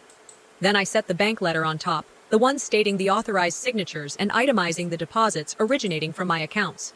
I let the letter sit there a breath longer than comfortable, the way you leave a mirror on the wall after a person says they've never seen one. Truth doesn't shout. I said for the elders' ears in the room and the ones they talk to. It balances the ledger. Silence spread out like a sheet. A cups clicked softly as somebody remembered water exists. Thalia stared at the table. Corin rubbed his jaw as if his hand could coax better words out of it. No one disputed a number. When people intend to argue, they begin with a quibble. When they intend to avoid, they begin with nothing. My father found his footing on a moral pivot. Families shouldn't tally like this. Families shouldn't lie like that, I answered at the same volume. I didn't lean in. I didn't blink fast. I let the sentence carry its own weight to his side of the table. From an event standpoint, the manager said, pen poised, the credits appear misattributed. I'm not here for apologies, I said. I'm here to stop the falsehoods. I slid a single paragraph across the table, plain English, not legalese, stating that continued defamatory statements would trigger formal action. Please read it fully. It fits on one page because clarity does. My phone buzzed against my knee. I tapped speaker and set it on the table. Bastian, I said, you're with us. His voice arrived warm and dry. Per your request, the bank declined the $10,000 wedding repair withdrawal for lack of documentation. The word declined filled the room like the only loud thing allowed. Emergencies, my father began, but Bastian was built for sentences like these. Invoices make emergencies legitimate, sir, he said, calm enough to pass inspection. Please submit them. Legitimate expenses will be honored, I added, via the trust route with receipts. I didn't have to glance at the manager. She was already writing the venue note into her file. Any further charges must be invoiced to the authorized party, she read aloud as she wrote. Institutional memory taking shape in blue ink. Paper beats rumor. Process beats performance. My mother's hand worried the seam of a napkin. We shouldn't have to do this with you, she said. It sounded like grief. It functioned like pressure. You asked the town to help you do it to me, I said, plain as the table between us. This is the smallest, cleanest correction I can give. 10 minutes, 4 chairs, 1 stack of documents. I turned the agenda back toward me and checked off items with a pen click you could hear. Next, 2 boundaries. First, remove the false statements. Second, correct public credits, program, church page, venue page, within 48 hours. I set down a sheet with exact language they could paste, short and factual. Credits for decor coordination and a note on contributions. No blame, just accuracy. My father stared at the text like it might rearrange itself if he glowered hard enough. You're making us look foolish, he said. The post did that for you, I said, and let the line sit. The manager's timer ticked. I slid a receipt line forward. Sign to confirm delivery. I'll keep 1. Venue keeps 1. You keep 1. My mother signed with quick dipped strokes. My father hesitated the width of a breath, then scrawled his name the way men do when they're signing for a package they don't remember ordering. Thalia reached for the pen, paused, and lowered her hand. I didn't prompt her. I didn't shame her. Sometimes leaving a space empty is the only way to make its shape visible. I won't be your villain, I said, standing, voice still even, jacket quiet. Or your unpaid staff. Pick one, truth or distance. We're done for today, the manager said, with the compassion of a judge who has learned to be merciful by being specific. She tapped the timer off. Chairs scraped. No one argued a number. Numbers don't argue back.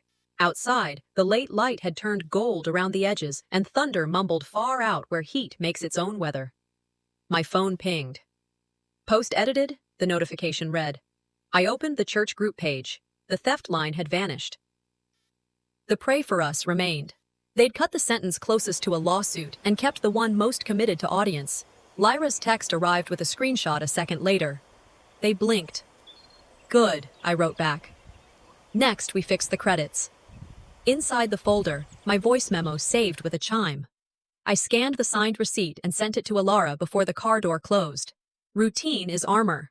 It doesn't look brave on a hanger, but it holds when you need it. My mother stepped out onto the gravel, stopped at the edge of the shade line, and called my name like she was rehearsing tenderness. Abigail, she said. Must you be so official? Official kept me from being a rumor, I said, and did not step closer. You still have 48 hours. She opened her mouth and shut it. That, too, was a choice. My father remained inside.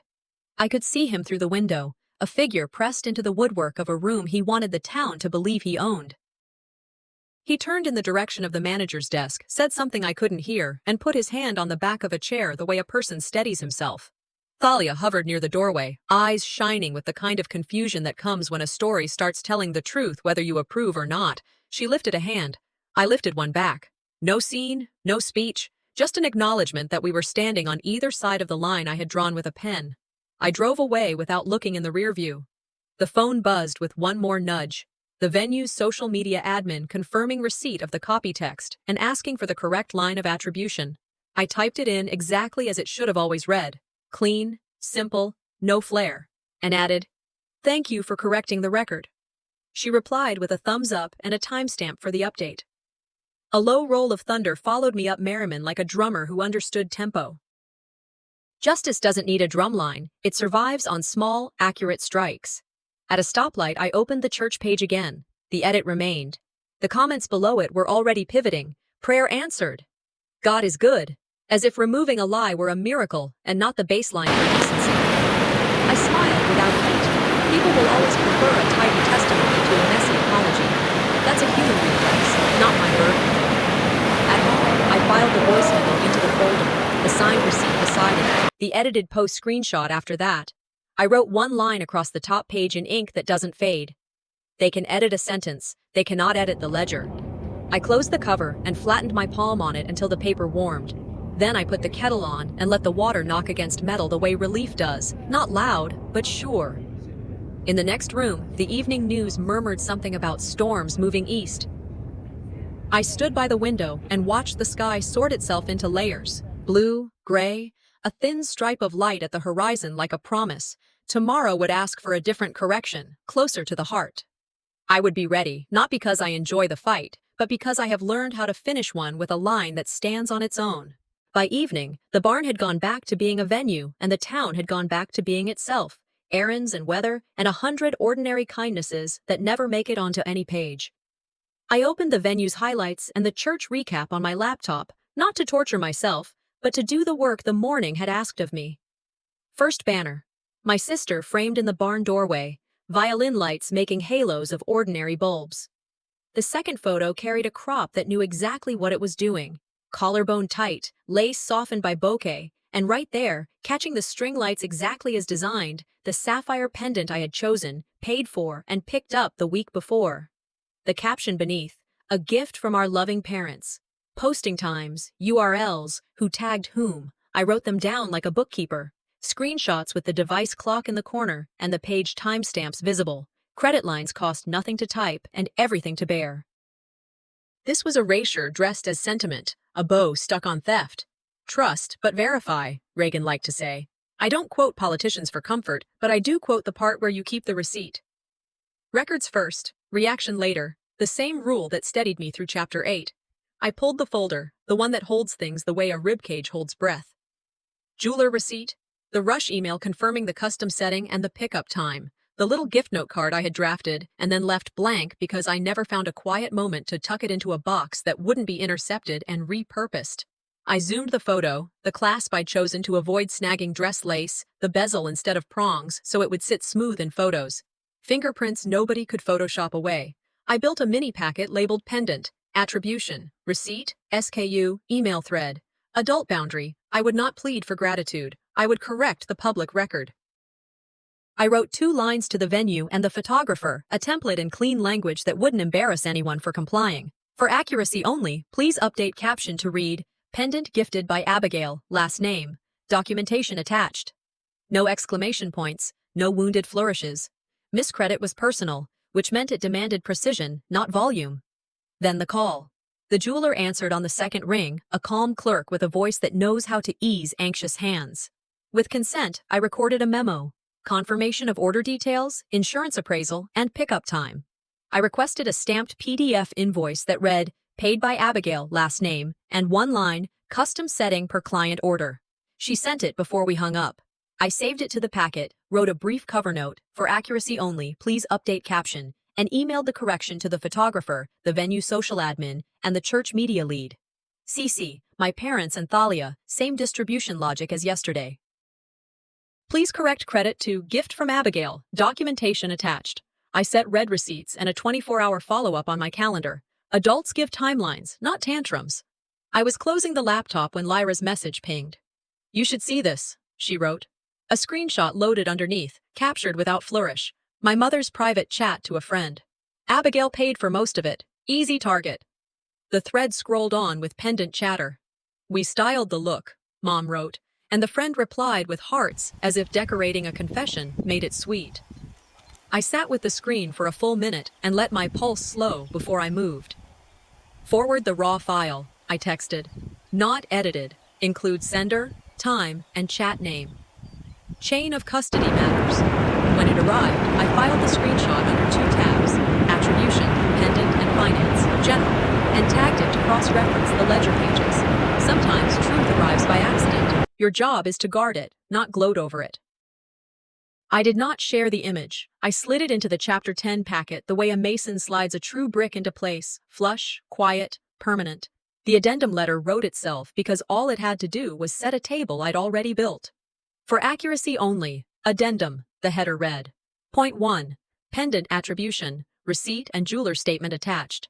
Point 2. Miscredit harms reputation. Request caption edits within 24 hours across venue and church pages. Point 3. Private admission that funds were mine exists. No screenshot enclosed. Inviting voluntary correction before public display. Tone. Professional, not punitive. Correct the record, that is all. I printed, signed, scanned, and sealed 2 copies, one for the family table, one for the venue manager. Then I set the packets by the door like shoes you'll need first thing. Process is a pillow you can rest on. Night thickened into that kind of dark where you hear your neighbor's TV more than you see the sky. I turned off my phone's chime and let the room fold its hands. I slept as if the day had spent me in ways that counted, which it had. At dawn, the email arrived from the venue first. Subject line simple. Caption update complete. I opened the highlights. Beneath the same picture, the new line sat like a small correction that made the whole page sit straighter. Pendant gifted by Abigail, last name. The church media lead replied 10 minutes later. Updated, thank you for the clarity. I wrote back once, appreciated, and closed both windows. The quiet that followed was not the suffocating kind. It was the kind that lets the heart normalize to truth. Silence from my parents. Thalia's account removed tags without comment.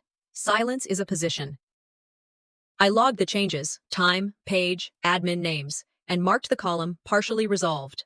Then I pulled the S23 screenshot from last night and slid it into the Chapter 10 packet with the calm of a person who has a plan and a chair with her name on it in the room where it will be read.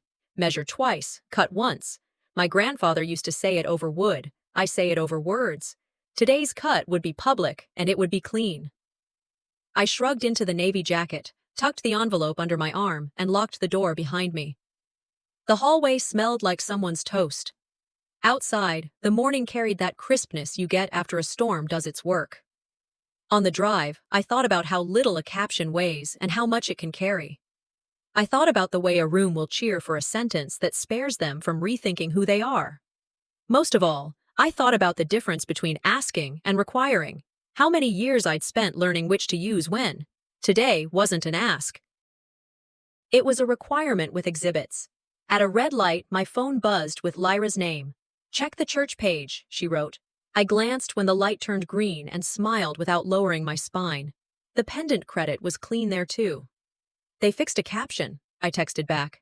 Now they'll face the paragraph. At the venue, the manager had already placed a recorder at the edge of the table and a pitcher of water within reach. Morning, she said, not falsely cheerful. Ready when you are.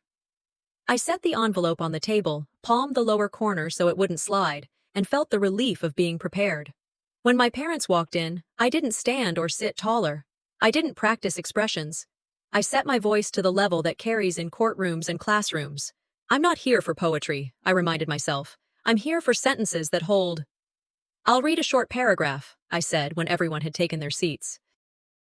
The paper on top had one indented block laid out in a font large enough for tired eyes. I began, and as the first sentence landed, dates, amounts, confirmations, the room went as still as a courthouse. Not because I was powerful, because the words were placed carefully enough that they stayed where they were put. I arrived early, on purpose. The side room felt cool and impartial, coffee still hot, chairs set in a quiet half-circle, light falling clean across the table. My navy jacket fit like resolve. The folder under my arm read, "For accuracy only. Addendum," in a hand that has filled out enough forms to know where to leave space for a signature. The venue manager looked up from her phone. 10 minutes, she said. Ground rules apply. No interruptions. She set a simple timer and gave me a look that said, I will keep the room from turning into a stage. Dad and Mom sat together, shoulder to shoulder. Talia and Corin took the opposite chairs. I chose a seat with clear sight lines and space for exhibits. I set my phone down with the voice memo app visible, after asking and receiving consent from everyone present. Then I placed a fresh sealed envelope, B, on the table and said one line as plainly as I could.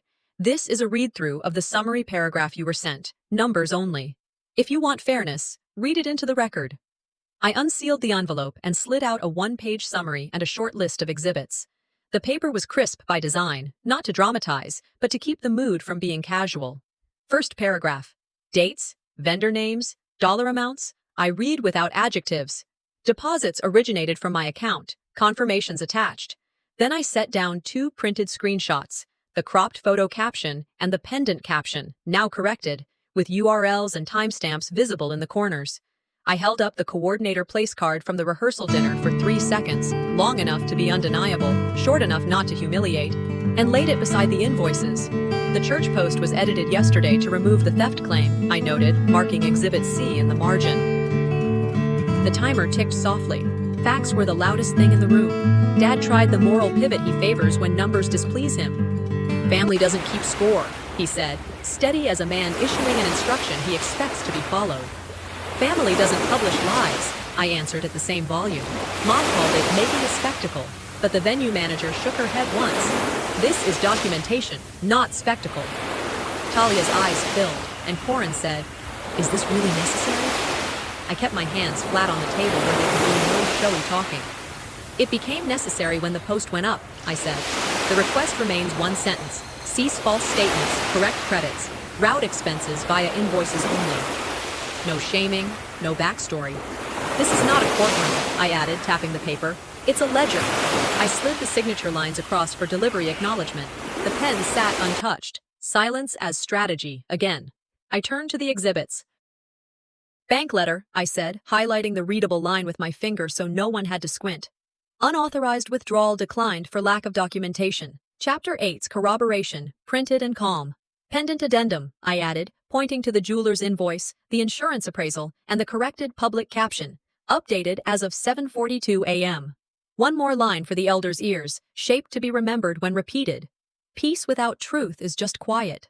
The manager nodded. Venue file reflects these corrections, she said, writing into the institutional record. Dad's jaw worked. Mom worried a napkin until the edge fluffed. Thalia whispered, I didn't ask them to post that. I logged the sentence with my pen. Alignment matters. It saves time later. I closed the page, met each set of eyes, and said the line I had written for this moment. Measured, final, not triumphant. You wanted a peaceful day without me? Now live with the silence I leave, and the bills paid by my name. I didn't raise my voice. I let the sentence settle over the table and do its work. The timer flashed 9 minutes. I signed the delivery receipt, slid their copy toward my parents, and pocketed mine. Paper replaced pleading today. Time, the manager announced. Chairs scraped. No one argued the numbers. Numbers don't argue back. I stood, smoothed the jacket out of habit, and thanked the room. Southern courtesy without surrender. The manager collected the timer and the signed receipt for the file. My father lingered, as if the wood grain might offer him a way to turn back the minute hand.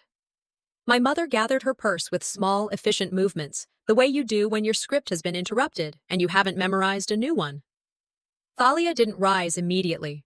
Her eyes traced the outline of the envelope as if the paper itself had a pulse. The air outside had the clean tang that follows a short rain. In the gravel lot, my phone buzzed. Mom's text arrived, breezy, as if we all had short memories. You're welcome to come help clean up. The phrasing did what it always does, reduce relationship to utility. I replied with one sentence and a screenshot to match. I won't serve where I'm erased. Please route any legitimate invoices to the email on file. She saw it. She didn't answer. I forwarded both messages to the folder that keeps my days straight and my heart from doing extra labor. Lyra replied with a thumbs up and 3 words she prefers to tattoo on my documents. Receipts, Reactions. I put the car in gear. The barn shrank in the mirror, a beautiful structure that tells good stories when people let it hold the truth. I didn't need the last word. I needed the last record. Boundaries aren't bridges burned, they're roads redirected. I turned toward town, toward the meeting I schedule after any hard conversation, the one with myself. Take stock, take breath, take the next right step. If you live like that long enough, the story corrects itself, or it becomes clear who has no interest in correction. At the light by the feed store, I thought about what had changed. Not my family's appetite for applause, not the church's tendency to pass a prayer request where an apology belongs. What changed was my posture. For years, I bent toward rooms hoping to be invited fully inside. Today I sat upright and read facts into a space that would have preferred to memorize feelings. Power moved, not because I yanked it, but because I stopped holding up the side of a house that wouldn't list my name on the deed. I drove past the grocery, the gas station, the familiar edges that have watched me do my errands and hold my tongue. The phone stayed silent until I pulled into my own lot. Then it chimed once, just once, with a message that didn't need a reply. The venue's social admin confirming the corrected credit was live across their channels. The proof sat there on the screen, small and ordinary as ink, a sentence that matched the truth. I carried my folder inside, set it on the table, and wrote 3 lines I want to remember when the story tries to smudge again. Read it into the room, sign the receipt, leave with your copy. Then I hung the jacket where I could see it, not as armor, but as a shorthand for this kind of day. Measured, exact, no excess motion. They finally heard me. Tomorrow, I would hear myself. Sun edged the blinds and turned my living room into a quiet wash of pale gold. I let the coffee drip without looking at my phone, the way you let a thought finish forming before you invite in other people's noise. The navy jacket from yesterday hung on the chair, shoulders still carrying the shape of a room I'd held upright with paper and a steady voice. I folded it carefully and laid it across the backrest. Armor you can pick up is also armor you can put down. On the table, my folder waited. Signed receipt from the venue. The bank's letter declining undocumented withdrawals. The pendant packet with the jeweler's invoice. Every page had done its job. Peace isn't the absence of a storm. It's learning how to stand while it passes. Winning a point doesn't erase grief. It just moves grief from the driver's seat to the back. Today would not be about revisiting their version of me. Today I would choose mine. I crossed to the dresser and opened the small dish that keeps what matters. A grandma's necklace lay there, cool and weighty, the chain a fine rope that never kinks. I set it in my palm and let the metal warm. Hold your water, then hold your line, she used to say, when a situation needed steadiness more than charm. Southern wisdom ages well when you actually use it. I clasped the necklace at my nape, not as decoration, but as declaration. My worth isn't up for a family vote. I took a quick picture on my phone, just for me, no filters, no post, proof that my face belongs in my own story. Then I set the empty coordinator card beside the jewelry tray, like a museum label for a role I refused to play again. Coffee in hand, I opened my notebook and made a list that had nothing to do with church schedules or rehearsal timelines. Housing first. I shortlisted 3 Wilmington rentals I'd already saved, small, furnished, month to month. I called the first 2, left concise messages, and booked afternoon viewings. Work next. My portfolio had lived on a hard drive long enough. I spun up a simple site and dropped in campaigns I'd run to, deadline and under budget. I registered a DBA and filled out a sole prop tax ID so I could invoice without asking anyone else's permission to exist. I opened a new business checking account online and named the first folder Retainers. If I expect professionalism from other people, I offer it to myself first. Safety and finance. I verified the freeze on unauthorized withdrawals and requested a fresh card attached to the business account. Then I submitted the P.O. Box request and queued mail forwarding so nothing important would be left at a door where a story used to live. Health and grounding. I scheduled a telehealth intake with a counselor who lists boundary work and family systems on her page. Not because I'm broken, but because a good mechanic checks the lines after a long haul. I pinned a morning walking route near the marsh and added 2 volunteer options I'd scoped. Literacy tutoring at the library and coastal cleanup. Community ties that wouldn't knot themselves around a church circle where captions pass for truth. Finally, I blocked off 3 days on my calendar and labeled the time no family replies. Not punishment, just air. Clarity grows in silence. I shut the notebook and let my shoulders drop into the space that opened. The apartment moved with me in a rhythm I'd been missing. Wash the mug, wipe the counter, Tie off the small bag of trash and set it by the door. Practical is a kind of prayer, a way of telling your life you're staying. I wrote one concise email to my parents and to Thalia. I'm moving for work. Legitimate bills will be honored via invoices. I will not attend further correction meetings. No autobiography, no plea. I attached the same packet the venue filed and, in a separate note to the pastor, added, "If rumor threads reappear, I'd appreciate removal.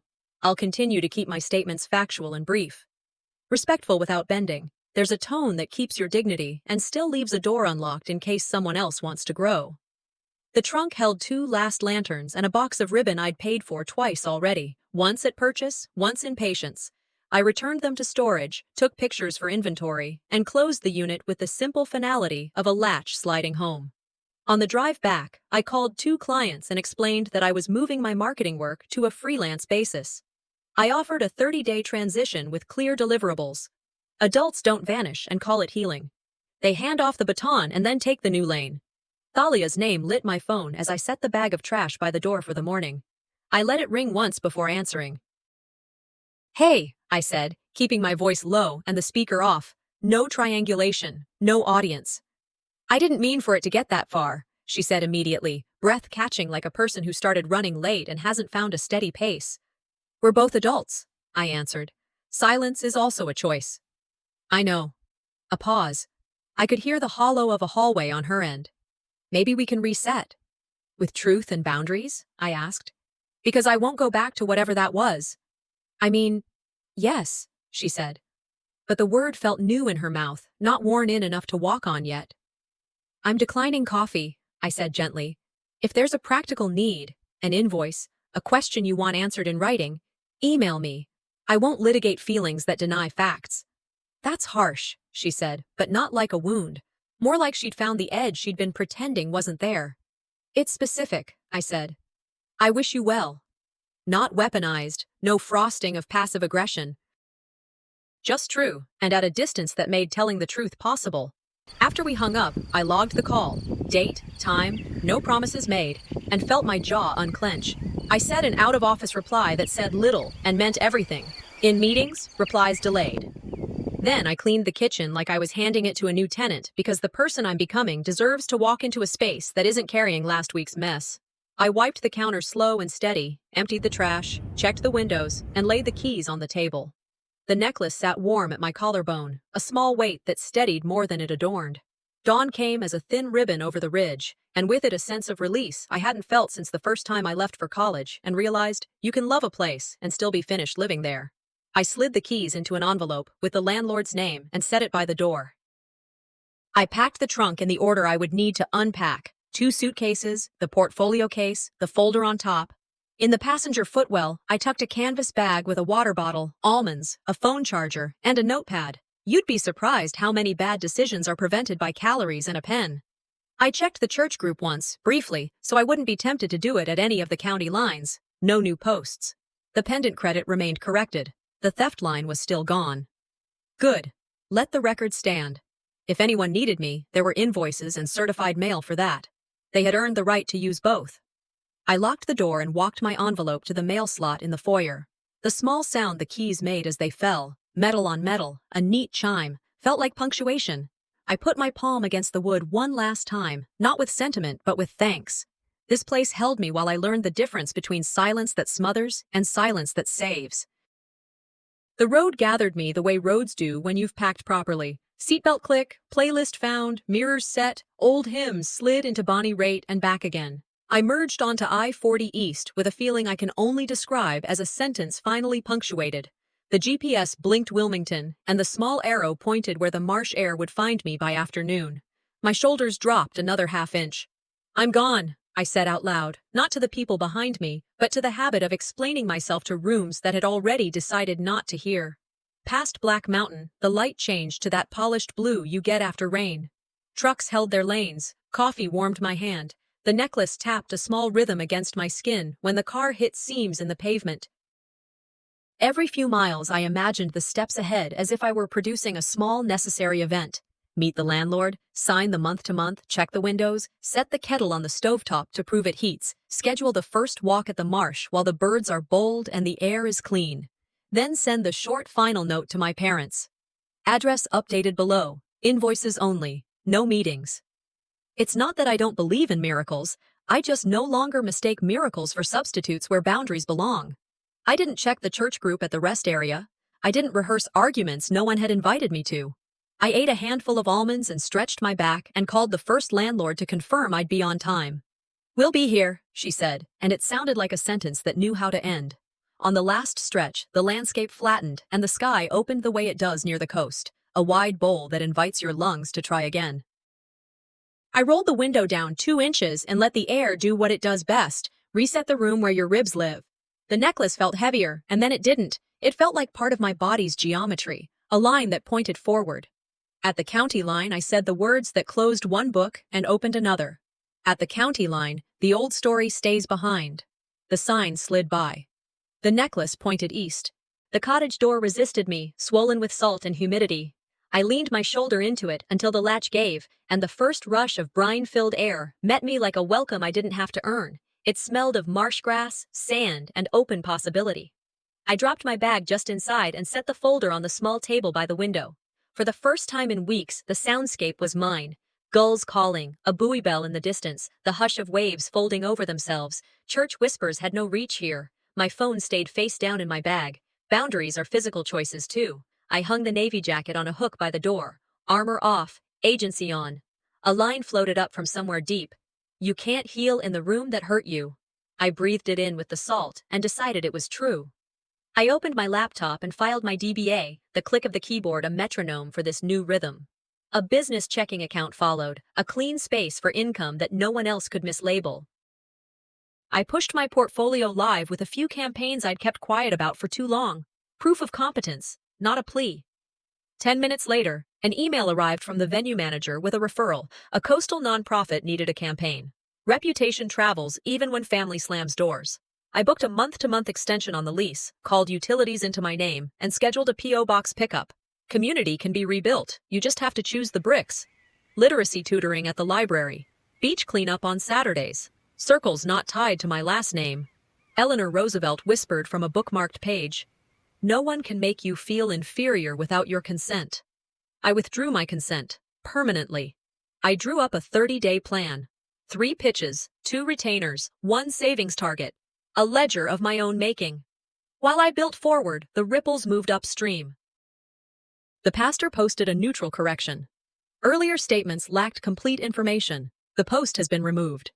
I saved a screenshot and filed it, not for gloating, just for the record. The venue updated their credits page, my name finally printed under decor coordination and pendant attribution, a small line, a large dignity. An email from the bank confirmed, unauthorized withdrawals remain blocked unless invoices are supplied. Mom's group chat went quiet. Dad stepped back from a church committee, for rest. They can call it what they like. The ledger calls it resolved. I prepared a small claims packet, sealed it with a 30-day timer labeled only if needed, and tucked it in my drawer. Not vengeance. Insurance. Consequences belong to them. Direction belongs to me.